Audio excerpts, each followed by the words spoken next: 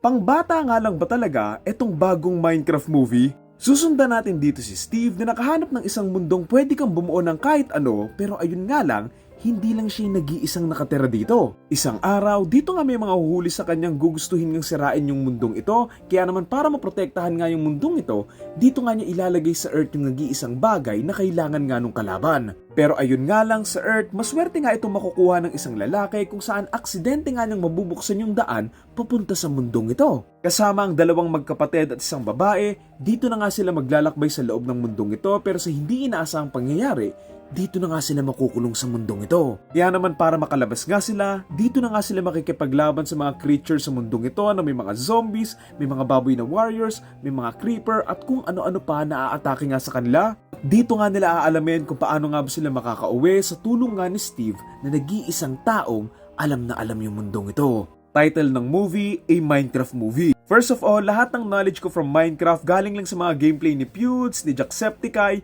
and oo, hindi ko pa nalalaro yung laro. Pero ayun, that's not an issue naman kasi movie to, hindi laro, and so magfo-focus tayo doon sa kwento nga nitong movie na to. Siguro kung super fan ka ng Minecraft or talagang nakalakihan mo tong larong to, sobrang ma-appreciate mo to. May ilang references sa may film na to katulad nga no kay Technoblade, and honestly hindi ko naman talaga siya napapanood pero I know nga yung nangyari sa kanya, and it's a great move for the film to recognize someone na talagang minahal yung larong to. Kung usapang CGI and visual effects wise, I think they've done a really good job naman and talagang mararamdaman mo yung mundong ginagalawan nila. To be honest nga, they've done a really good job in making the audience feel na talagang Minecraft movie to in terms nga yung mga sinama nga nila mga references, mga game characters, yung pagbibuild and everything, yung villagers and all, lahat maganda yung pagkakagamit sa story eh. Kung usapang humor ng film, may mga times na natawa din naman din ako pero honestly, it got old really quick. Siguro yung consistent na nagustuhan ko yung kay Jennifer Coolidge with the villager na talagang bawat sila pinapakita sila, tuwang-tuwa din talaga ako kasi ang cute ng villager. Don't get me wrong, the film is enjoyable,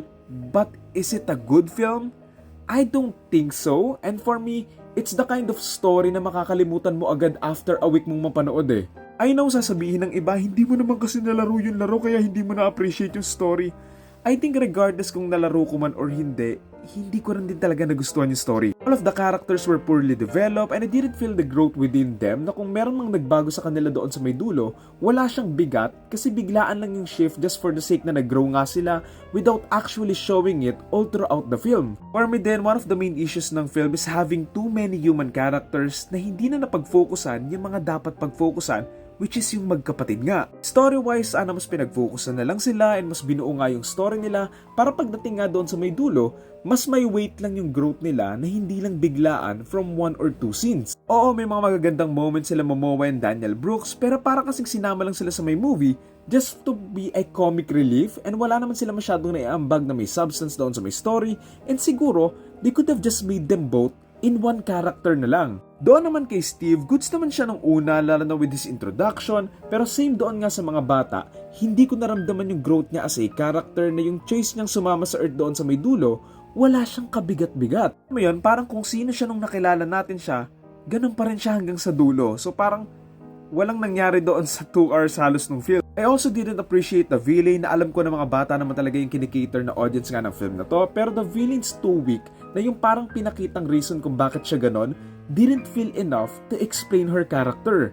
The story felt too easy na maybe they're catering nga doon nga sa younger audience pero ayun, I think they could have done a better writing na makakakuha pa rin sila ng younger audience but still, maganda pa rin naman yung story. May mga nababasa akong comment sabi, "Bros reacting to a kids film. Pambata kasi yan eh, kaya hindi mo ma-appreciate kasi matanda ka na."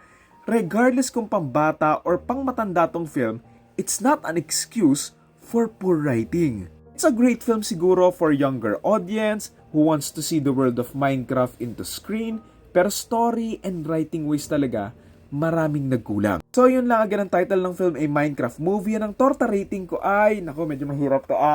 I think 4, pero I could still give it 4 or 5 out of 10 lang. Thank you. Para 50-50.